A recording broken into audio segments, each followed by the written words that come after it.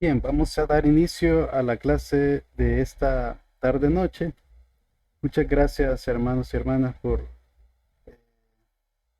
su asistencia. Me imagino que los demás se van a ir conectando poco a poco. Pero en honor al tiempo, y como solo tenemos una hora, pues vamos a iniciar en este momento. Bien, voy a orar para poner este tiempo, para pedir al Señor que nos ayude, que me ayude también, para poder desarrollar la clase de la mejor manera. Entonces vamos a inclinar el rostro. Señor, te damos las gracias por este día que nos ha dado. Gracias, Señor, por tu cuidado, por tus bendiciones, por tu misericordia, Señor, que son infinitas. Gracias, Señor, por tu bondad y porque estás con nosotros. Te rogamos, Señor, por este tiempo. Haznos, Señor, aprender y conocer más de ti. Pon palabras en mi boca, Señor, de tal manera que pueda desarrollar estos temas de la mejor manera, de tal manera que podamos ser todos formados con respecto a lo que en tu palabra se dice, Señor, que podamos entender mejor el Evangelio, que podamos entender mejor la salvación, la gracia, Señor, que proviene de ti. Señor, ponemos en tus manos la vida de cada uno de mis hermanos, de mis hermanas. Bendícelos, Señor, cuida y guarda sus familias representadas aquí, Señor. Haznos, Señor, crecer espiritualmente. Haznos, Señor, ser mejores hijos y siervos tuyos, que podamos hacer lo que nos mandes, Señor, que podamos ser eh, mejor cada día, de tal manera que podamos reflejar, Señor, tu luz, que podamos dar gloria y honra a tu nombre con nuestra forma de vivir, nuestras acciones, nuestra vida, Señor. Haznos tener un buen testimonio para poder ser luz y sal en esta tierra. Te pedimos, Señor, que tengas cuidado de todo nuestro quehacer, Señor. Gracias, Señor, por darnos este tiempo, este fin de semana, que podamos descansar, que podamos recargar energías y que el día de mañana, Señor, podamos aprender más de ti también, congregándonos, buscando, Señor, tu rostro de tal manera que podamos crecer espiritualmente y estar con los demás hermanos, Señor, que podamos eh, estar en una iglesia local de la mejor manera. Te pedimos, Señor, por todo esto. Te damos las gracias por la vida de todos los que estamos aquí reunidos y que se van a conectar. Señor, te rogamos que eh, puedan también estar con nosotros en este tiempo. Gracias por todo, Señor, en el nombre de Cristo Jesús y por los méritos de Cristo hemos orado y te hemos pedido todo esto y te damos las gracias. Amén y amén. Bien, quiero ver, alguien se conectó, creo. Ok. Bien, la semana pasada iniciamos eh, la lección número 3, que tiene que ver con los motivos. Buenas tardes, hermano, Dios bendiga. Hola, buenas tardes, hermana. Amén, Dios le bendiga. Bienvenida. Gracias. Bien, vamos bueno, ahorita estamos iniciando la clase, hace un momento oramos, poco a poco se van a ir conectando los demás hermanos, voy a estar pendiente ahí de darles el acceso también. Bien, entonces mencionaba que estamos en la lección número 3.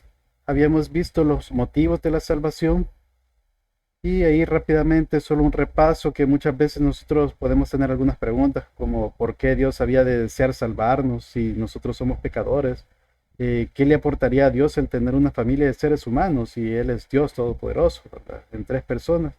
Eh, y realmente no nos necesita a nosotros, no es que se alimente de nuestra adoración o nuestra energía o algo, sino que Él existe, o sea, Él es, eh, entonces nosotros somos lo que realmente necesitamos de Él.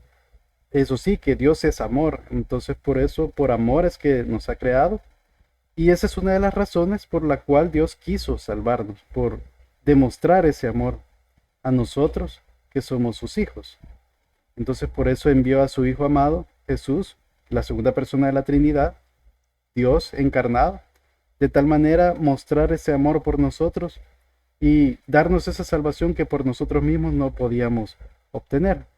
Luego tenemos que otra de las razones por las que quiso salvarnos es para buenas obras en esta vida, para que nosotros andemos en esas buenas obras, para que podamos reflejar al mundo eh, esa luz que proviene de Dios, que podamos dar gloria y honra por medio de nuestras obras, nuestras acciones. Entonces la gente de alguna forma indirectamente ve que nosotros hacemos buenas obras, que estamos pendientes, no sé, del necesitado, que hacemos acciones que desinteresadas para ayudar a las demás personas y bueno, y con tener un buen testimonio de vida también. Muchas personas asocian eso con el sentido espiritual que tenemos, que digamos, si se nota que somos cristianos, que vamos a la iglesia, que leemos la Biblia, entonces van a asociar eso con las obras que nosotros hacemos y dan gloria a Dios por eso. Otra de las razones por la cual quiso salvarnos es para manifestar su gracia. Y este es un tema muy interesante que es el que vamos a estar desarrollando un poco más sobre la gracia de Dios, que bueno, es un tema un poco este, controversial en algún aspecto, pero eso es lo que nos enseña según lo que nosotros comprendemos, prácticamente Iglesia Bautista Miramonte en su declaración de fe lo manifiesta, aunque tal vez no de forma bien clara, pero es así, o sea, nosotros creemos que la salvación no se pierde, nosotros creemos que la salvación es por gracia, por medio de la fe en Cristo Jesús y que no es por obras. Y de hecho eso es lo que ha creído históricamente la iglesia evangélica, iniciando desde la reforma protestante. Y obviamente eso viene de antes todavía, ¿verdad? Los apóstoles fue lo que enseñaron. Eh, Inclusive Agustín de Hipona, que la iglesia católica lo atribuye como que es de ellos, como que es del catolicismo, pero realmente la iglesia primitiva inició y se desarrolló y llegó a un punto de quiebra en donde la iglesia católica perdió el rumbo. No podemos decir en qué momento específicamente.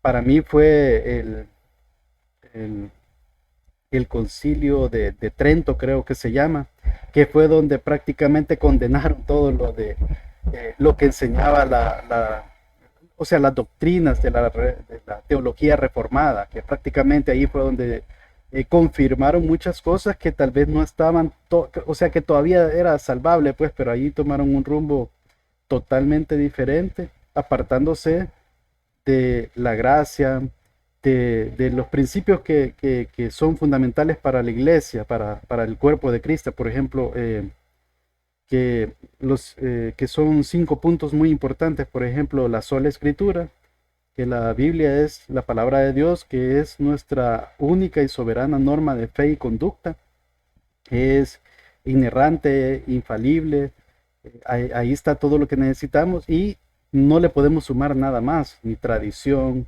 ni lo que me diga un clérigo o un grupo de clérigos, o sea, no, o sea, la palabra de Dios es lo fundamental. Después está la sola gracia, que somos salvos únicamente por gracia. La sola fe es por medio de la fe, solo por fe, no por obras. Es por medio de Cristo, solo Cristo, y toda la gloria y la honra es de Dios, que esos son prácticamente esos pilares de la reforma protestante y con el cual nosotros nos regimos. Más adelante hay una clase en donde vamos a hablar un poco más de eso, pero ahorita nos vamos a enfocar. Bueno, y todo esto fue lo que vimos la semana pasada, estas 3 razones por las que Dios quiso salvarnos. Entonces ahorita me voy a detener un poco más, haciendo un zoom, por así decirlo, a lo que tiene que ver con la gracia. No obstante, quiero mencionar algo. En medicina, allá por la Segunda Guerra Mundial, me parece, o la primera, no me recuerdo, existía, y creo que todavía se maneja eso en los hospitales, alguien que trabaja en medicina creo que sabe mejor esto, existe algo que se le llama como triaje. Es como una forma de clasificar una emergencia. Por ejemplo, si llega una persona ante un doctor, ante un médico y se encuentra con síntomas de, de algún dolor, ¿verdad? Alguna gripe o algo que sea menor, pues se considera como verde, ¿verdad? Como algo no urgente. Una persona que ya tiene, no sé, que está con una fiebre muy alta o tiene una situación, una crisis importante, ya se considera como amarillo, como algo más delicado, ¿verdad? Y obviamente una emergencia en donde una persona llega ya agonizando con un accidente, un problema en su cuerpo físico muy grave, definitivamente ya es urgente totalmente, ¿verdad? Entonces ya se considera como color rojo. Eso es por poner unos colores, ¿va? Para que se entienda mejor, un semáforo. Entonces existe algo que no es que, o sea, sí, es una forma ingeniosa que el doctor Albert Moller eh, hizo con esta clasificación. La aplicación de o sea, basada en la clasificación médica, hizo un triaje teológico y tiene mucho sentido. Por ejemplo, hay doctrinas de primer orden. ¿Qué es eso? Por ejemplo, todo cristiano evangélico que se respete reconoce que Jesús fue 100% hombre y fue 100% Dios. ¿Por qué? Porque si nosotros le quitamos ese punto, caemos en que ya no somos cristianos evangélicos. Por ejemplo, creo que hay una religión que no cree que Jesús es Dios. Quiero ver. eh, Hay varias, pues, o sea, pero no me recuerdo muy bien ahorita. Creo que los testigos consideran que Jesús, eh, creo que fue el primer ser creado, dicen ellos. Algo así, no me recuerdo muy bien, pero igual, o sea, y desde ese punto, o sea, esa es una doctrina de primer orden en donde no es negociable. O sea, si no se cree que Jesús es Dios 100% y vino a encarnarse como un hombre 100% también, entonces si alguien no cree en eso, definitivamente yo no le podría llamar hermano, pues. Otra doctrina de primer orden, la Trinidad, que Dios es uno, pero en tres personas. Hay algunas religiones, por ejemplo, creo que los adventistas, creo que los testigos también, creo que, bueno, más seguro creo que los testigos, o mormones, no recuerdo muy bien, que consideran de que Dios sí, efectivamente es uno, pero que se manifiesta de tres formas. Entonces no creen de que son tres personas. Entonces, bueno, tiene su teología y todo, ¿verdad? Pero no sé de qué forma pueden interpretar cuando el Señor Jesús se bautizó, que ahí podemos ver a las tres divinas personas manifestándose, o sea, cada uno con su particularidad, el Señor Jesús bautizándose, el Espíritu Santo viniendo como en forma de paloma, ¿verdad? Y la voz de Dios Padre diciendo que es su Hijo amado. O sea, entonces no sé cómo interpretan esa parte, ¿verdad? Pero igual, o sea, una religión, una, sí, una secta, digamos, que no cree en la Trinidad, entonces es cuestionable, pues, o sea, porque es una doctrina de primer orden. Así también hay otras doctrinas, por ejemplo, la justificación solo por la fe, la inspiración y autoridad de la Biblia. Entonces, eso es por poner un ejemplo. Hay otras doctrinas secundarias de segundo orden que ahí sí podemos diferir y tal vez no nos consideramos como herejes, ¿verdad? Como así, que no sea tan conflictivo. Por ejemplo, el tema del bautismo. Eh, Hay algunas iglesias que tienen sana doctrina, por ejemplo, bueno, relativamente, ¿verdad?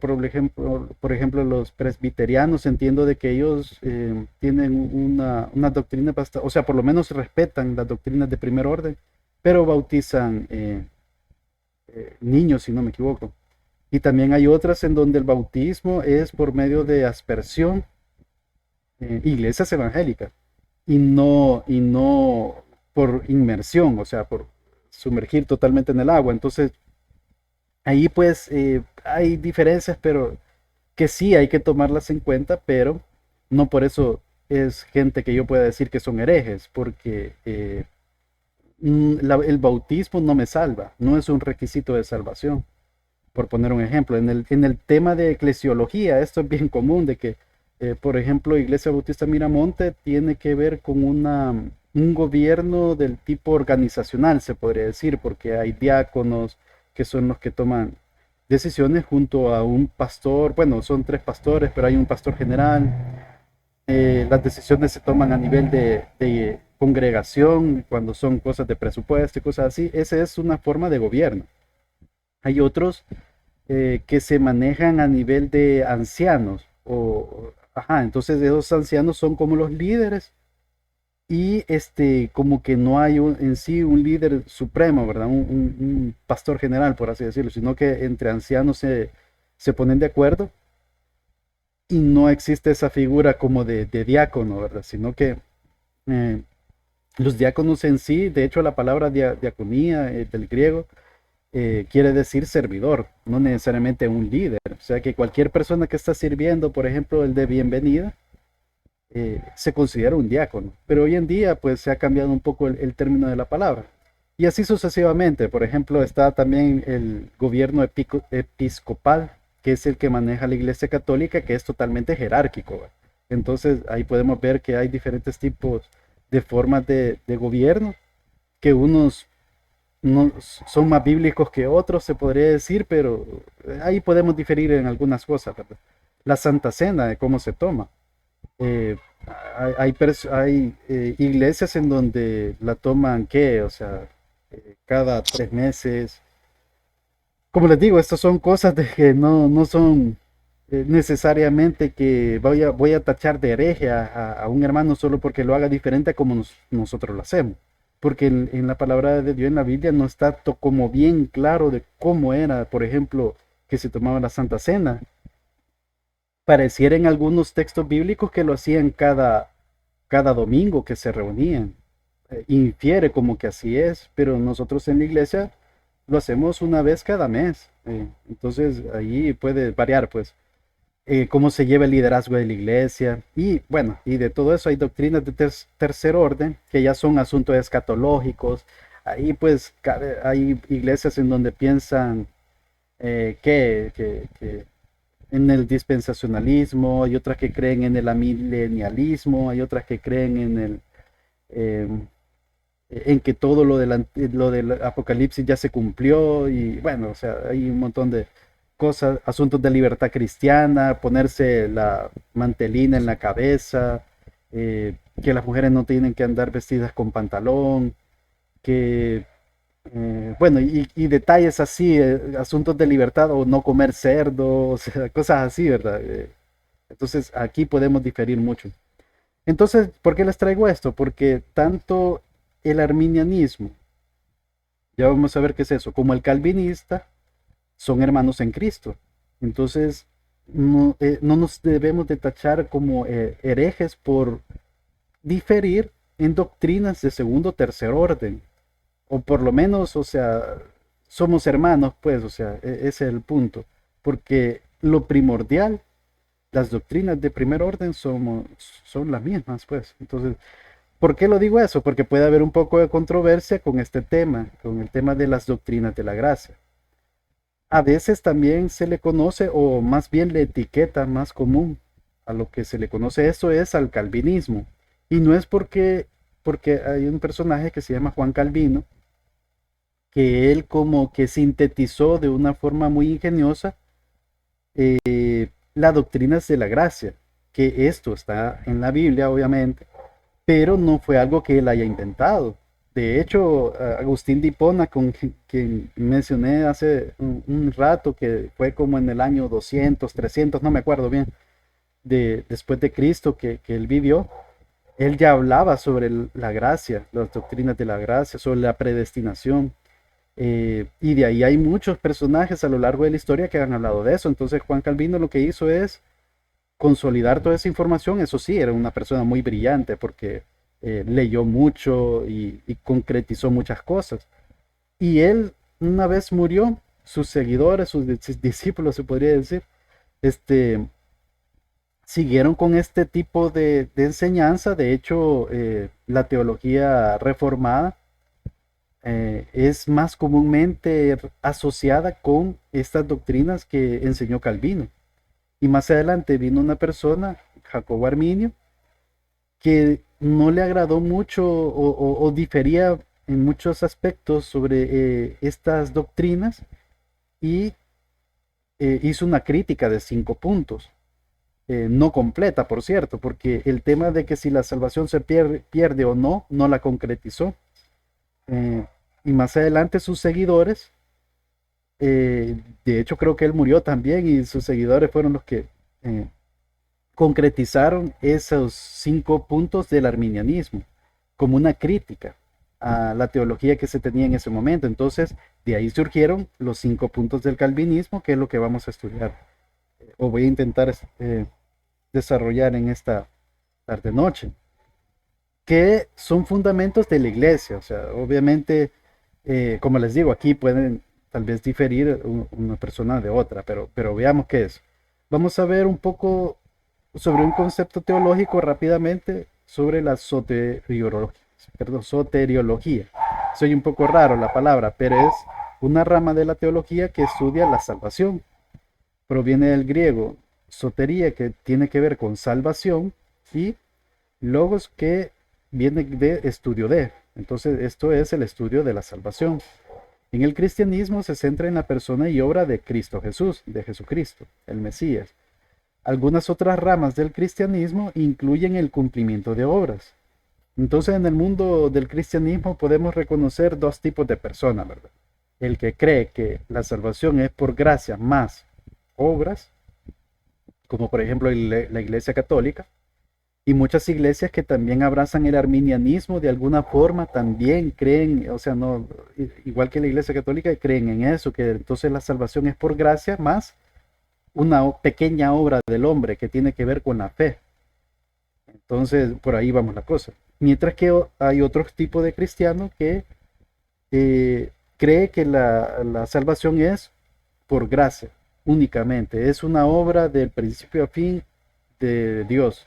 Entonces, si uno se fija en cada denominación cristiana, va a encontrar ese tipo de cristiano. Uno que considera que la salvación es por gracia más obra, y el cristiano que cree que la salvación es 100% por gracia.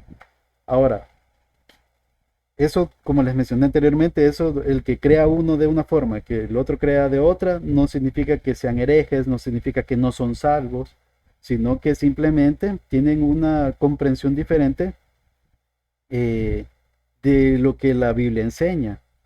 Entonces, puede que hay personas que estén predispuestas a pensar una cosa o en otra, pero al fin y al cabo, cada quien tome sus conclusiones con base a lo que la Biblia diga. Entonces yo voy a tratar de mostrarles lo que la Biblia dice y, y bueno, o sea, y tratemos de tener como claridad, ¿verdad? O sea, de leerlo a conciencia los textos bíblicos que vamos a estar estudiando, y ustedes tomen sus decisiones, ¿verdad? Como les digo, esto no es para que nos enojemos o que piensen que yo soy hereje o ni mucho menos yo voy a pensar que ustedes son herejes ni nada, sino que esto es un tema normal, pues, o sea, que pueden haber en las iglesias, y por eso es que muchas iglesias mejor no tocan este tipo de temas. ¿Por qué? Porque es mejor evitar ese tipo de controversias, pues. Pero la verdad es esta, que la Iglesia Bautista Miramonte cree que la salvación no se pierde, por ende ya tiene un punto de vista relacionado a esto, pues, porque si la salvación no se pierde, significa que la salvación es por gracia. ¿Por qué? Porque si alguien dijera, no, la salvación se puede perder si yo no la cuido, entonces tiene que ver con la obra del hombre, depende del hombre la decisión de salvarse o no. Entonces ahí cambia radicalmente todo, y no tengo ninguna diferenciación con un católico. Que el católico dice que hay que hacer los sacramentos, que tiene que pertenecer a la Iglesia Católica, etcétera, etcétera. Ponen cientos de obras, digamos. Pero igual el que cree que la salvación se pierde, entonces también cree en una sola obra, que en este caso es la fe. Pero igual, entonces la salvación es gracia más obras. Entonces, ¿qué difiere de un católico? Entonces ahí hay que, como les digo, este es un tema controversial, pero igual, o sea, como como les digo, o sea, no por esto vamos a dejar de ser hermanos o vamos a perder la salvación por creer en una salvación 100% por gracia, o el otro lado, que la salvación es gracia más una obra del ser humano, que sería la fe. Entonces, estamos en igual de condición de hermanos en Cristo, ¿verdad? Veamos algunas posiciones per- teológicas a nivel histórico. Allá hace mucho tiempo, ¿verdad? Existe algo que se le conoció como el pelagianismo, que esto se consideró como una herejía, que enseñaba que la caída en el Edén solo afectó a Adán y Eva. Y esto dice que el hombre nace bueno, o sea que un bebé es totalmente puro y va creciendo bueno, y a medida va creciendo, 6 7 años, ya va siendo malo y bueno, y la sociedad lo hace malo. Eso es lo que enseña esto. Esto fue discutido en el Concilio de Cartago en año 397 después de Cristo, o sea, hace un montón de tiempo, ¿verdad?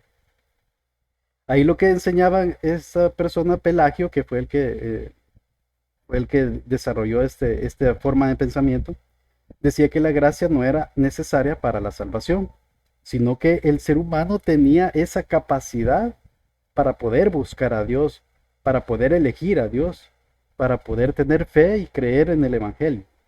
O sea, sin necesidad de una fuerza externa que me atraiga o que me llame a buscar a Dios. Entonces, bueno, ahí no totalmente, yo creo que todo el cristianismo hoy actualmente difiere de este pensamiento.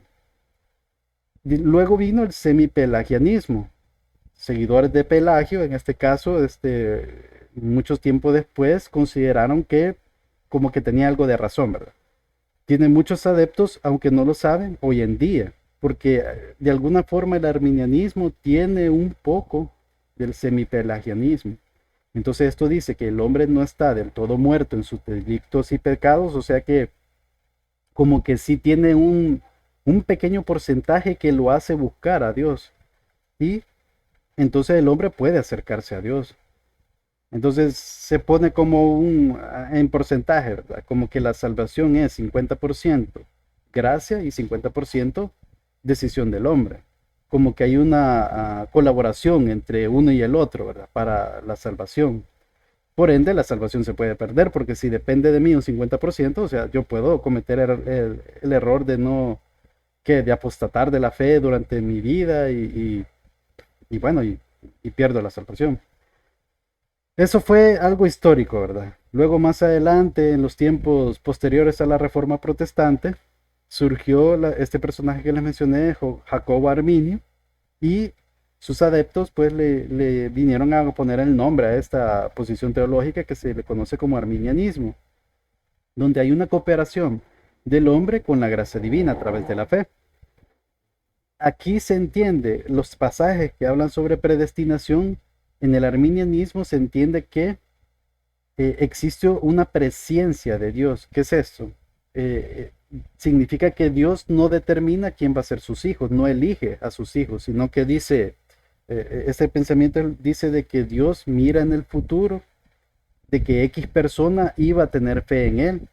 Por ende, Dios lo predetermina o predestina para salvación, porque sabe que esa persona va a aceptar a Cristo. Ese es el pensamiento. Um, bueno, ya vamos a ver algunos argumentos. Entonces dice que todos somos predestinados, pero depende de nuestro libre albedrío el creer o no. O sea, como que la salvación está disponible para todos, pero no garantiza la salvación de nadie. Y por poner en un término porcentual, ¿verdad? Tiene que ver con 99% de gracia previniente, o una gracia, digamos la gracia de Dios, y 1% el hombre, que es el que al fin y al cabo decide. Entonces, al final de todo lo que, o sea, que ustedes puedan meditar en esto, al final la salvación entonces depende del hombre. Puede ser 1% el que el ser humano tiene que decidir en buscar a Dios, pero entonces al fin y al cabo ¿qué pasa? O sea, la decisión está en el hombre. Entonces, ¿qué pasó con la soberanía de Dios? Que es el gran punto. Y más adelante hay un tema que nosotros vamos a desarrollar que tiene que ver con las perfecciones o atributos de Dios. Y eso es sumamente importante para poder entender estas posiciones teológicas y tomar una decisión. Y uno de esos atributos o perfecciones de Dios es que Él es soberano, Él es todopoderoso, Él es omnisciente, lo sabe todo y es omnipresente, o sea, Él vive en la eternidad, es eterno. Entonces, Él no va a ver si alguien va a creer en Él para elegirlo, sino que Él determina las cosas porque el tiempo no es un parámetro que lo rija, pues como a nosotros, que nosotros cada segundo que pasa lo vamos perdiendo, ¿verdad? O sea, no tenemos control sobre el tiempo, mientras que Él vive en la eternidad y Él sabe cómo va a terminar todo, pues, y sabe cómo ha iniciado, o sea, y, en fin, hay un montón de cosas, pero por sobre todo, Dios es soberano. Entonces no hay nada que se salga de su control. No depende entonces de nosotros. Entonces vamos a ver esta otra posición que es el calvinismo, en donde indica que el hombre no tiene la capacidad de buscar a Dios. El hombre natural, hablo. O sea, a partir de la caída, Adán y Eva, hubo una muerte espiritual en el hombre. Ya desde ahí, pues teníamos bueno, se tiene una tendencia hacia el mal. Y bueno, o sea, Dios hasta tuvo la determinación de eliminar a toda la humanidad y casi todo el planeta, ¿verdad? Con el diluvio. Pero sin embargo salvó a 8 personas, en este caso Noé y su familia, eh, bueno, a los hijos y a sus parejas respectivamente, y y bueno, y poblaron toda la tierra, ¿verdad? Pero sí hizo una eliminación de tanta gente, pero ¿por qué? Porque era de continuo mal, decía el hombre. Y se menciona en la Biblia que como que Dios se arrepintió, pero eso es un antropor, no me acuerdo cómo, antropomorfismo, algo así. Es como que para que nosotros entendamos que, porque Dios no se puede arrepentir, porque si Dios se arrepintiera, no fuera Dios, pues, o sea, si Él conoce todo, pues. Entonces no es que Él se haya arrepentido de que hizo una prueba con el hombre y dijo, no, me equivoqué. Dios no se puede equivocar, todo lo hace perfecto. Sino que lo menciona así la Biblia para que nosotros entendamos de una forma como nosotros vemos la vida. Por ejemplo, cuando dice la mano de Dios, Dios es espíritu, Él no tiene una mano. Pero sin embargo, para que nosotros entendamos a qué se refiere, porque somos seres humanos y nosotros sí tenemos mano, hacen esa comparación entre, Dios, la mano de Dios, o sea, ¿qué hacemos con la mano nosotros? Podemos ayudar a las personas, podemos extender la mano para hacer algo, actuar, hacer algo, eso es lo que quiere significar cuando hace referencia a la mano de Dios. Entonces, es como les digo, o sea, eh, es una forma de cómo nosotros podemos entender las cosas, ¿verdad? Entonces, bueno, la predestinación, como se entiende en el calvinismo, es de que Dios es soberano y Él elige a quienes serán sus hijos. La salvación entonces depende del 100% gracia de Dios. Y eso es lo que les mencioné en una clase anterior, en donde nosotros, todo el ser humano está muertos en sus delitos y pecados, como dice un pasaje de las Escrituras. Y nosotros, no, bueno, y de hecho en Romanos 1 también se menciona que no hay justo ni aun uno, no hay nadie que entienda, no hay nadie que busque a Dios, no hay ni siquiera uno, dice la palabra. Entonces, ¿qué pasa?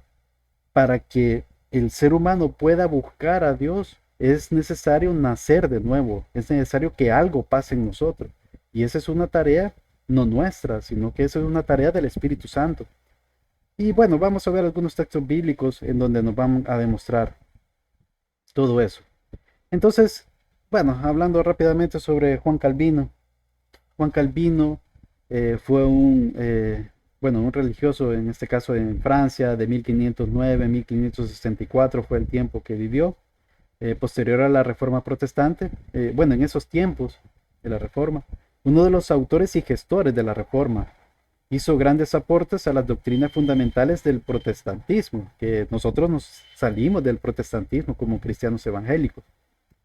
Unos llamaron a las doctrinas de Calvino como calvinismo, una etiqueta, se le puso una etiqueta, aunque él nunca se dio cuenta. De hecho, en los tiempos en que él estaba vivo y alguien hizo referencia sobre calvinismo, él se sintió insultado por eso. Y de hecho, les decían calvinos a los seguidores del calvinismo y eso era como un insulto, o sea, prácticamente era es burlarse de las personas que creían, que eran seguidores de esa doctrina. Entonces, los 5 puntos del calvinismo surgen de los discípulos del Calvino, ya Calvino había muerto, en respuesta al arminianismo, esos 5 puntos originales que fue una crítica de las doctrinas de la gracia propiamente. Entonces, bueno, más adelante, tiempo después de toda esa controversia, eh, en habla inglés, se resumieron esos 5 puntos que contrarrestaba al arminianismo, los condensaron y hicieron como un acróstico que se le conoce como TULIP. TULIP significa tulipán, entonces es como una forma ingeniosa de cómo recordar estas doctrinas importantes. Entonces, en inglés, tulipán se dice tulip y son 5 letras. Entonces, con base a esto se hizo un acróstico de tal manera a enseñar estos 5 puntos del calvinismo, un poco más fácil, ¿verdad? Bueno, sí, que eso está en inglés, en español, pues no cuadra, ¿verdad? Y además hay ciertas palabras que como estamos hablando que esto fue en 1600, 1500 y algo después de Cristo, estamos hablando que tal vez son palabras que necesitan un poco de explicación porque no podría llegar a conclusiones que no están bien. Por ejemplo, la T viene de total depravity, que en español es depravación total. ¿Qué significa? Que el hombre es totalmente depravado y absolutamente malo. O sea, no, ¿verdad? O sea, el ser humano puede hacer cosas buenas, aún no teniendo a Cristo en el corazón. Eso sí, esas buenas obras están primero fuera de la voluntad, o sea, no es que nos, bueno, o sea, está fuera de la voluntad de Dios en el sentido que esa persona no tiene el Espíritu Santo. Entonces, cualquier buena obra que haga un ateo, por ejemplo, muy probablemente lo haga con un interés propio y no supeditado, o sea, no con el Espíritu Santo adentro de la persona. Entonces, esa buena obra, muy buena obra puede ser, pero no es acorde a la voluntad de Dios. Por eso hay un pasaje en la Biblia que da miedo a muchos, que dice que nunca los conocí, apartados de mí, hacedores de maldad, y muchos le van a decir en ese tiempo, en su segunda venida, que no profetizamos en tu nombre, no hicimos milagros inclusive. Imagínense y que el Señor Jesús les diga, nunca os conocí, y, y que los condene al infierno, al castigo eterno. Es bien complicado ese tema, pero ¿cuál es la explicación de eso? De que, Hermano, ¿hola? Sí, hermano Oscar, disculpe que lo interrumpa. sí, Ya nos había autorizado que lo interrumpiéramos si teníamos una duda. sí, hermano, totalmente. Vaya, fíjese, y entonces, si yo, por ejemplo, estoy orando por alguien que yo veo que no se acerca a los pies de Cristo, veo que su caminar eh, no es el que Dios quiere, y yo estoy orando por él, porque él se acerque a los pies de Cristo, por su salvación, que Dios tenga misericordia. No sé cómo Ah, hacer la pregunta por la duda, pues, de que uno puede orar, entonces uno puede orar por alguien, pero Dios puede ser que ya lo tiene predestinado, entonces no va a ser salvo si no está en sus planes, entonces. No sé eh, si lo. sí, sí, lo entiendo y, ajá, esas son una de las dudas que uno tiene y es con lo que uno choca con este tipo de doctrina. Yo pasé por eso mismo. A mí, el texto bíblico que a mí me cambió el pensamiento fue Romanos 9, ya vamos a llegar hasta allá. Pero el punto es este, hermana, de que nosotros no sabemos quiénes son salvos y quiénes no. O sea, nosotros podemos tener seguridad de salvación nosotros mismos, pero nosotros podemos ver un pastor de una iglesia X y nosotros decimos, ese hombre es salvo, definitivamente. Y tal vez no lo sea, o sea, porque, Ajá. ajá, o sea, entonces nosotros no sabemos. Eso sí, nosotros, nuestra tarea y lo que nos dejó Dios en este mundo como tarea a nosotros los cristianos es predicar el evangelio, orar por las personas, persistir en hacer su voluntad, evangelizando, o sea, haciendo la parte que nos corresponde, pues, ir y hacer discípulos, la gran comisión, ¿verdad? Entonces, ahí se nota de que Dios ha determinado, ha predestinado a sus hijos, pero también ha predestinado los medios para que sus hijos lleguen a sus pies. Ujú. Ajá, entonces, sí, o sea, nosotros, aunque no sabemos quién es salvo y quién no, o sea, nuestra tarea es persistir, ¿verdad? Orando, y tarde o temprano Dios va a hacer la obra a las personas que son sus hijos. Ajá, Bueno, sí, bueno. por ponerle un ejemplo, el ladrón que estaba a la par de Cristo, ¿verdad? Él, Mm, no sabemos, quizás toda su vida fue malo, ¿verdad? Fue ladrón, quizás mató, mm, pero él tuvo la seguridad de la salvación porque el Señor Jesús le dijo, Hoy estarás conmigo en el paraíso". mm. Ajá, entonces no hizo bautismo, o sea, no se bautizó, no hizo buenas obras, no hizo una confesión la oración del pecador que dicen, ¿verdad? Sino que confesó o sea, hubo una transformación en él, en ese lapso de tiempo que estuvo en la cruz. Ajá, entonces, más o menos por ahí va la respuesta, hermano. No sé si... Bueno, sí, no, está bien. Muchas gracias, hermano, por responder. De acuerdo, hermano. Sí, más adelante vamos a ver unos textos bíblicos en donde vamos a ver ese tipo de detalles, ajá, para que haya un poco más claridad. Bien, Perdón, hola, sí. porque también yo en el versículo que me aferro por el amor a Dios y a mi esposo es en cree y serás salvo tú y tu casa. Ujú. Sí, fíjese que ese texto bíblico, perdón. No, a darse con leyendo el contexto bien del versículo, pero cree y serás salvo tú y tu casa. Obviamente guiándolos. Sí, fíjese que se le corta bastante, fíjese, pero sí, medio, creo que le entendí. Sí, fíjese que ese texto bíblico eh, ha sido un poco, o sea, salido un poco del contexto, o sea, no es que sea una promesa el que solo porque hay una persona cristiana en la familia, todos van a ser salvos, o sea, por la fe de una persona. Sí, hay mucha probabilidad que por medio de esa luz que está en la familia, todos los demás miembros de la familia, al ver el testimonio, al ver eh, o sea, ese amor que tiene por Dios y cómo Dios tiene cuidado del cristiano, sí, muy probablemente las personas a su alrededor, su familia, o sea, van a llegar a los pies de Cristo, ¿verdad? Pero no es que sea una promesa, o sea, no es que sea una ley. De hecho, ese texto bíblico eh, tiene un contexto específico, ¿verdad? De que estaba ahí, ¿cómo se llama este?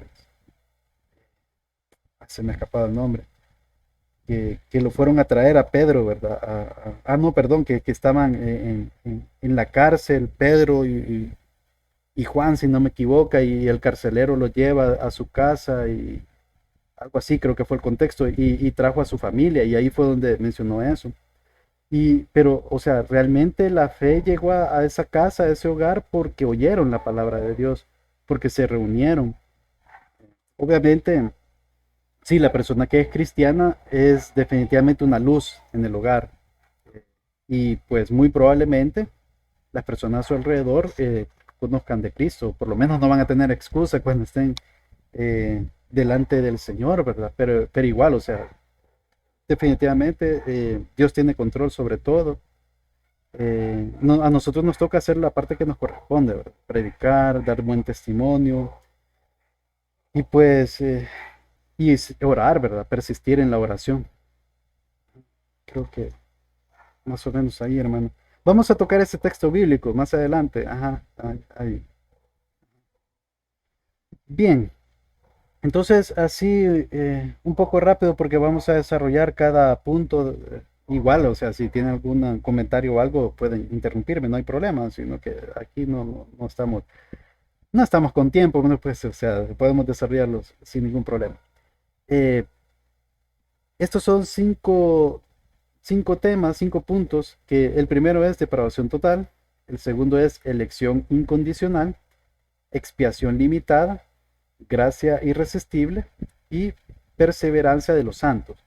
Esto, como les mencioné, fue el resultado de los 5 puntos del arminianismo, que más o menos son parecidos. Digamos, ellos decían depravación parcial, como quien dice, el ser humano tiene la capacidad de buscar a Dios por lo menos en la fe. De ahí estaba elección condicional, o sea que la condición está en el hombre de tener esa fe más la gracia de Dios.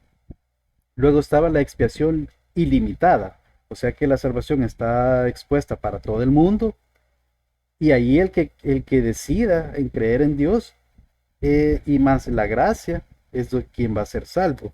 Todos esos detalles los vamos a ver. Gracia irresistible. En este caso, para el arminianismo es gracia resistible. O sea que un cristiano, hijo de Dios, puede resistir a la gracia y o sea, y eso encamina al último punto que en el calvinismo se llama perseverancia de los santos, pero en el arminianismo dice que la salvación se puede perder. Entonces, como les digo, estos 5 puntos venían a contrastar a los 5 puntos del arminianismo. Y ahora pues nos ayudan a comprender un poco mejor todo esto de las doctrinas de la gracia. Bien, vamos a iniciar con el primero que tiene que ver con la depravación total. Por la caída del hombre tenemos una naturaleza pecaminosa, una tendencia hacia el mal. O sea que, y lo tenemos desde pequeños, pues. El bebé, o sea, es bien puro y todo, y ese es un tema de discusión de que qué pasa cuando un bebé o dentro del vientre de la madre un feto muere, ¿verdad? ¿Qué pasa si va al cielo o no?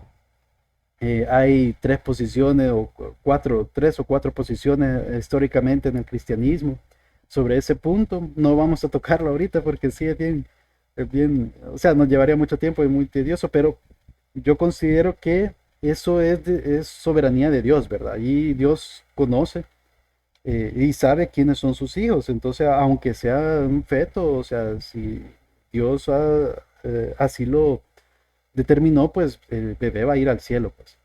Pero no depende de su hogar, pues no depende de su papá, de quién es su papá o quién es su mamá. Eh, pero eso sí, como les digo, el bebé desde pequeño tiene una tendencia al mal y aunque se oye feo, ¿verdad? Pero ellos exigen, por ejemplo, por medio de su llanto, la leche materna. Y está bien, es la única forma que tiene, ¿verdad? Pero lo exige, o sea, llorando y así fuerte, ¿verdad?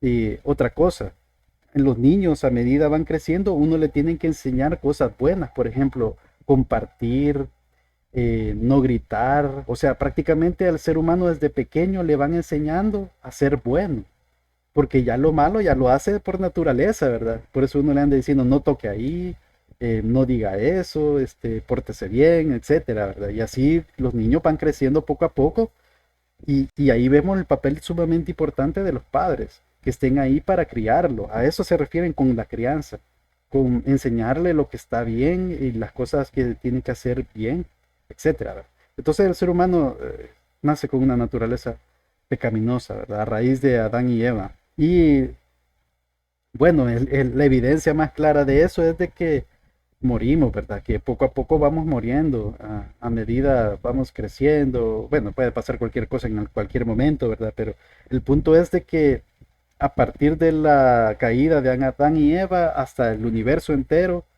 eh, se va oxidando. Es un principio físico de la termodinámica, la segunda ley, si no me equivoco, que tiene que ver con que las cosas se van deteriorando poco a poco, o sea que las cosas parten del orden al desorden. Por poner un ejemplo, ustedes dejan bien ordenadito, bien limpio un cuarto vienen ustedes 20 años después a ver ese cuarto, lo van a ver hecho pedazos, o sea, las cosas ya arruinadas, lleno de polvo, telaraña, etcétera.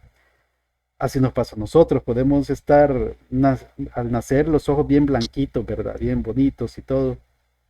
Y después de unos años, o sea, ya lleno de venas rojas y, o sea, el punto es de que el universo sí es, ¿verdad? Todo se va deteriorando, es un principio físico comprobado científicamente. Por eso es que el universo gime también, así como nosotros, ¿verdad? Porque estamos en este universo que por la caída, pues, eh, estamos así, ¿verdad?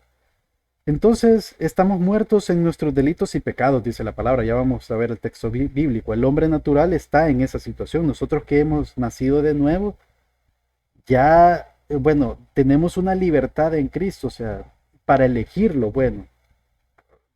Dios es bueno, es uno de sus atributos. Entonces, lo bueno siempre es bueno. Si nosotros fuéramos libres de decidir entre lo malo y lo bueno, si fuéramos libres realmente, siempre tendríamos que elegir lo bueno. Y como Dios es bueno, siempre tendríamos que ser hijos de Dios, perfecto, ¿verdad? Pero ¿qué pasa? A partir de la caída, nosotros tenemos una tendencia hacia lo malo. O sea, ya está esa imagen y semejanza de Dios está distorsionada y por eso es que el mundo está como está, ¿verdad? Entonces, por eso es que nosotros estamos muertos en los delitos y pecados nuestros, y es necesario que algo pase en nuestras vidas para que podamos ser verdaderamente libres, como dice en la palabra, por medio de Cristo Jesús. Entonces, vamos ahí poco a poco, ¿verdad? Entonces, en la palabra dice que no hay justo ni aún uno, no hay quien busque a Dios. Nadie llega a Cristo si el Padre no lo lleva a Él, y ya vamos a ver esos textos bíblicos. Primero, vamos a ver Efesios capítulo 2. Quiero ver a dónde lo tengo. Efesios capítulo 2, versículos del 1 al 3. Y Él os dio vida a vosotros cuando estabais muertos en vuestros delitos y pecados. Aquí pongo una pausa. Él os dio vida. ¿Qué significa? Que nosotros nacemos como muertos vivientes, como zombies. ¿Por qué? Porque estamos muertos en delitos y pecados. Entonces, algo pasa en nosotros que, eh, que Dios nos da vida. O sea, el Señor Jesús, por ejemplo, Él dijo que nos daba vida eterna para todo aquel que cree. Entonces, a eso se refiere en esa vida. O sea, que nosotros estábamos muertos espiritualmente, pero llegamos a ese punto de que Él nos da vida a nosotros, una vida espiritual y esa esperanza de gloria que vamos a tener en el reino. Continúa, en los cuales anduvisteis en otro tiempo siguiendo la corriente de este mundo. O sea que todo cristiano pasa ese lapso de tiempo en este mundo viviendo mal, ¿verdad? Hay personas que, vaya, por ejemplo, yo nací en un hogar relativamente cristiano porque mi mamá sí era de iglesia, ¿verdad? De devota, pero mi papá no mucho. Aunque sí, él respetaba y pues en diciembre iba a la iglesia, pues, pero igual, o sea, eh, no significa que yo desde chiquito ya era cristiano, ¿no? Yo puedo llegar a concluir de que realmente hasta que conocí bien el Evangelio, y ya no tenía dudas de que si perdía mi salvación o no, porque como les digo, yo pasé varios años en donde yo aceptaba a Cristo, lloraba y yo me sentía como con miedo de ir al infierno y estaba mal enfocado, pues no entendía bien el Evangelio. Y hasta que lo entendí bien, ahí puedo decir yo que realmente fui salvo. Entonces, eh, es una cuestión así, ¿verdad? Uno pasa un cierto lapso de tiempo en la vida donde uno está muerto en delitos y pecados, ¿verdad? ¿Por qué? Porque todos pecamos. Y si no entendemos el Evangelio, pues entonces ese es un gran problema, ¿verdad? Porque, pero igual, o sea, Jesús es el que nos da esa vida eterna. Y bueno, y anduvimos en este mundo, en esta corriente de este mundo, conforme al principio de la potestad del aire, el espíritu que ahora opera en los hijos de desobediencia, entre los cuales también todos nosotros vivimos en otro tiempo, en los deseos de nuestra carne, haciendo la voluntad de la carne. Y ese es un detalle importante, ¿verdad? Nosotros estamos haciendo la voluntad de quién? Entonces, solo al ser una nueva criatura y ser hijos de Dios es que nosotros podemos hacer esas obras que ha preparado de antemano Dios. Y de los pensamientos, dice, y éramos por naturaleza hijos de ira, lo mismo que los demás.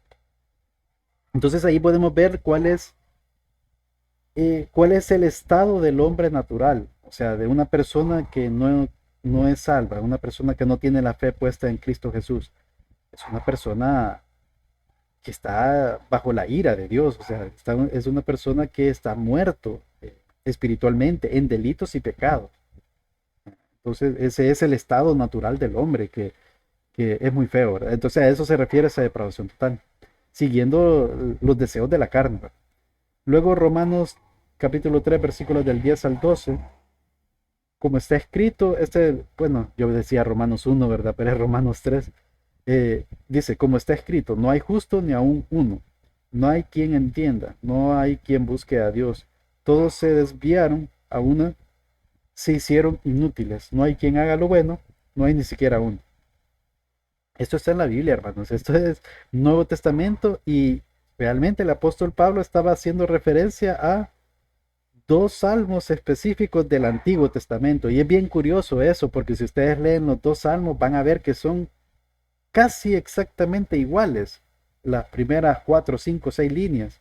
Entonces, solo hay unos de pequeños detallitos que cambian. Ahora uno se pregunta, o sea, ¿por qué hay dos salmos casi idénticos, que inician casi idénticos? O sea, no es casualidad, ¿verdad? Quizás es una forma en cómo Dios nos quiere asegurar esta doctrina de que no hay quien entienda, no hay quien busque a Dios. O sea, si no pasa algo en nosotros, eh, no es posible que nosotros podamos buscar a Dios. Es el mismo, vaya, el concepto del nuevo nacimiento, por ejemplo. A nosotros nadie nos preguntó si queríamos nacer y vivir en este mundo, ¿verdad? O sea, nosotros solo, bueno, nuestros padres, o sea, nos tuvieron, ¿verdad? Y aquí estamos, pero nadie nos preguntó, mire, ¿usted quiere vivir en este mundo? No, ¿verdad? Entonces, así mismo es el nuevo nacimiento. Nosotros no decidimos nacer de nuevo, sino que es el Espíritu Santo y la obra del Señor Jesucristo y obviamente designio de Dios que nos hace nacer de nuevo. Pero bueno, vamos a ver otro texto bíblico. eh, el Evangelio según Juan, capítulo 6, versículo 44. Ninguno, y esta es una palabra importante, ninguno puede venir a mí si el Padre que me envió no le trajera. Y yo lo resucitaré en el día postrero. Ahí vemos en acción las dos personas de la Trinidad, el Padre y el Hijo, ¿verdad? En donde el Padre es el que envía a los hijos de Dios hacia Cristo. Y ahí dice claramente, ninguno puede venir a Cristo, nadie puede llegar a Cristo si no es porque el Padre lo haya decidido y se lo lleve. Y obviamente nos va a resucitar en ese día postrero. Luego tenemos Colosenses capítulo 2, versículo 13. Y a vosotros, estando muertos en pecados y en la incircuncisión de vuestra carne, acuérdense cuál era el tema de la circuncisión. La circuncisión era una señal que le dijo Dios a Abraham que iba a ser la persona que pertenecía al pueblo de Israel, bueno, al futuro pueblo de Israel, porque en ese tiempo no se llamaba Israel, sino que fue como un pacto que hizo con Abraham. Eh, y de hecho él no estaba circuncidado cuando él llamó a Abraham. Él no estaba circuncidado cuando le dio la promesa que en él iba a ser una gran, bueno, iba a ser una gran nación, iba a tener muchos hijos, que no se iban a poder contar. O sea, todo eso Dios se lo prometió a Abraham cuando ni siquiera era Israel, cuando ni siquiera estaba circuncidado. Pero más adelante vino la circuncisión. Ahora, ¿qué significa esto? Que eh, aquí dice, estando muertos en pecados y en la incircuncisión de vuestra carne. O sea que nosotros es la condición del hombre natural, ¿verdad? Muertos en pecados, incircuncisos de corazón. Y no significa que ahora tenemos que hacer la circuncisión para ser parte del pueblo de Dios, ¿verdad? No, ¿verdad? La circuncisión era una sombra, una figura de el actuar que iba a ser Dios en nosotros, en nuestro corazón, de darnos un nuevo corazón, ese nuevo nacimiento. Y dice, os dio vida juntamente con él, perdonándoos todos los pecados. Y bueno, Dios es eterno. Y si Dios nos dice, te voy a perdonar los pecados, significa que nos perdona los pecados pasados, presentes y futuros. Entonces ahí no hay eso de que se puede perder la salvación, ¿verdad? Sino que los pecados son perdonados, y así dice la palabra, significa que todos, inclusive los que vamos a hacer futuramente, porque definitivamente nosotros no dejamos de pecar. Pero igual, o sea, vamos caminando, ¿verdad? En un proceso de santificación poco a poco, y esa es la esperanza que tenemos, ¿verdad? Bien, otro texto bíblico rápidamente, ya casi terminamos, hermano, porque ya son las 7. Este es uno de los salmos que les digo que tiene que ver con Romanos 3, el que hizo referencia el apóstol Pablo, se refería a estos dos salmos, al Salmos 14 del 1 al 3, miren la similitud. Dice el necio en su corazón, no hay Dios, se han corrompido, hacen obras abominables, no hay quien haga el bien. Jehová miró desde los cielos sobre los hijos de los hombres para ver si había algún entendido que buscara a Dios. Todos se desviaron, aún se han corrompido, no hay quien haga lo bueno, no hay ni siquiera uno. Clarísimo ahí, ¿verdad? Clarísimo que el ser humano no tiene esa capacidad de buscar o elegir a Dios. Otro texto bíblico. Este es el otro paralelo que les digo que totalmente idéntico. Salmo 53, versículos del 1 al 3. Dice el necio en su corazón, no hay Dios, se han corrompido e hicieron abominable maldad. Algunos detalles cambian. No hay quien haga bien. Dios desde los cielos miró sobre los hijos de los hombres para ver si había algún entendido que buscara a Dios. Cada uno se había vuelto atrás, todos se habían corrompido, no hay quien haga lo bueno, no hay ni siquiera uno. Curioso, ¿verdad? Que dos textos bíblicos del Antiguo Testamento en el mismo Salmo son idénticos, solo pequeños detalles cambian algunas palabras, y el apóstol Pablo hace referencia a él, a ese texto. No sabemos cuál de los dos exactamente, pero hace referencia a estos textos antiguos en el Nuevo Testamento. Entonces, bueno, sí, tenemos una naturaleza pecaminosa. Lástima que no llegamos al otro punto que quería llegar, a esta analogía, pero lo vamos a ver la otra semana, hermano. No se preocupen, vamos poco a poco. Entonces, lo importante es saber eso, ¿verdad? Que hay una naturaleza pecaminosa en nosotros. Hola. Hola. Hermano, Sí, dígame. entonces le voy a hacer una pregunta similar a la que le hizo la hermana. Ok. Yo, es un ejemplo, soy cristiana, entonces vengo y dejo de congregarme unos 10 años, pero yo fui bautizada, acepté a Cristo, hice todo. ¿Qué pasa conmigo en ese momento? ¿Está determinado o predeterminado que yo voy a volver y no voy a perder mi salvación? Es que vamos al mismo punto, ¿verdad? Que la salvación no es por obras. O sea, yo me puedo bautizar, yo puedo asistir a una iglesia X cantidad de tiempo, pero vamos a la fe de la persona. La persona tiene fe, cree en Jesús.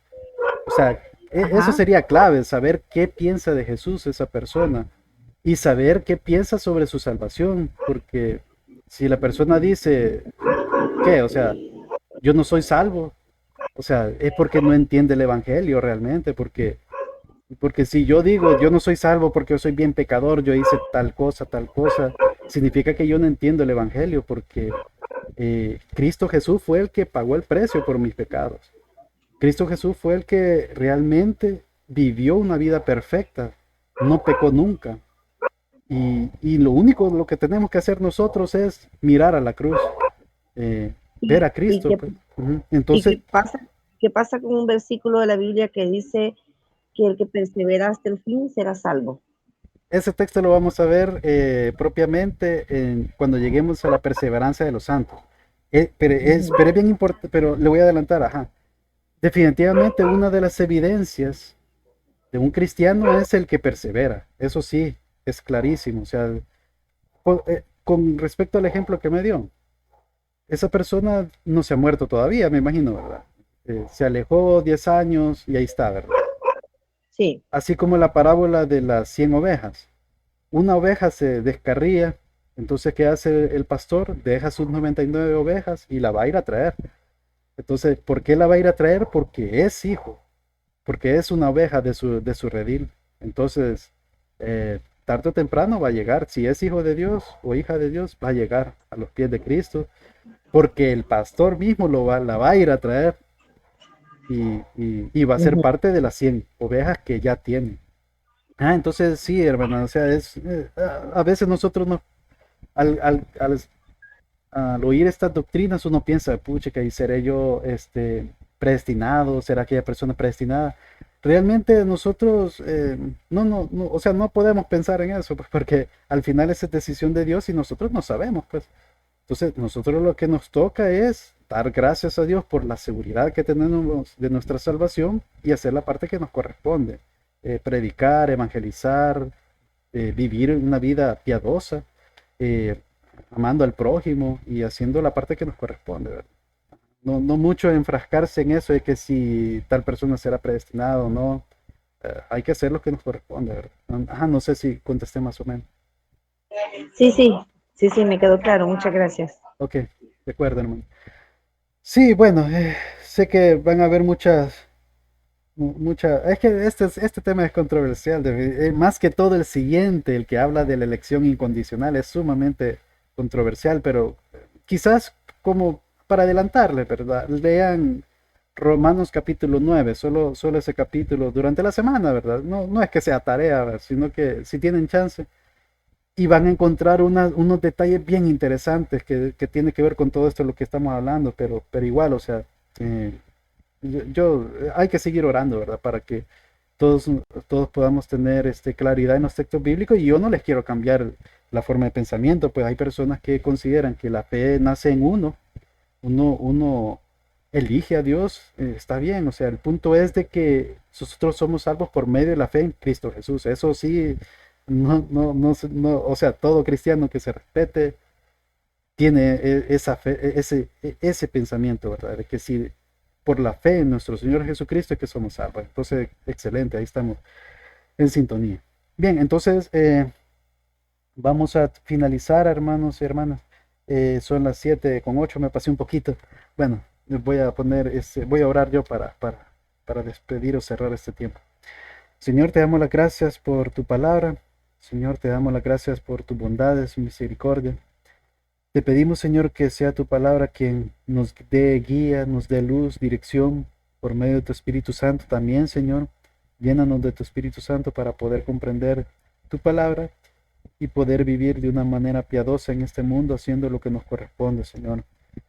Viviendo cada vez más en santidad, compartiendo de tu palabra, poder dar ese testimonio necesario y poder ser luz, Señor, a todas las personas que están a nuestro alrededor. Bendice, Señor, las familias representadas que estamos aquí, reunidos. Tú conoces los corazones, Señor, de cada uno de nosotros y nuestras familias. Sabes, Señor, cuál es nuestro ir y venir. Estamos en tus manos, nuestros tiempos están en tu mano, Señor. Y por eso sabemos que todo lo que haces es bueno, porque sabemos que tú eres todopoderoso y estamos en tus manos, Señor. Entonces, estamos a tus pies también, Señor, nos humillamos, sabemos que no somos, que no tenemos mérito, Señor, porque somos pecadores, pero en Cristo Jesús somos más que vencedores porque es el Señor Jesús quien pagó el precio por nuestros pecados y por quien somos aceptos ante ti, Señor. Te damos las gracias por eso y, y pues estamos aquí, Señor, para aprender y conocer más de ti y poder darte toda la gloria y la honra a ti y amarte más, Señor, porque todo esto nos hace ver lo grandioso y bueno que eres y misericordioso y amoroso para con todos nosotros. Gracias por todo, Señor. Danos un buen descanso. Bendice a todos que estamos aquí y los hermanos que no pudieron entrar a la clase también, Señor, bendícelo grandemente y pues ayúdanos, Señor, a seguir adelante. Te hemos rogado y te hemos pedido todo esto, Señor, por medio de nuestro Señor Jesucristo. Te lo hemos pedido todo por los méritos de Él. Y toda la gloria y la honra es tuya, Padre, el Señor Jesús y Espíritu Santo. Gracias por todo. Amén y amén. Bien, hermanos y hermanas, gracias por su asistencia. Dios les bendiga. y Dios mediante nos vemos la otra semana. Adiós. Gracias, hermano. Muchas gracias. Muchas hermano, gracias, bendiciones. hermano. Bendiciones, hermano. Bendiciones. Bendiciones, hermano. Bendiciones, nos vemos.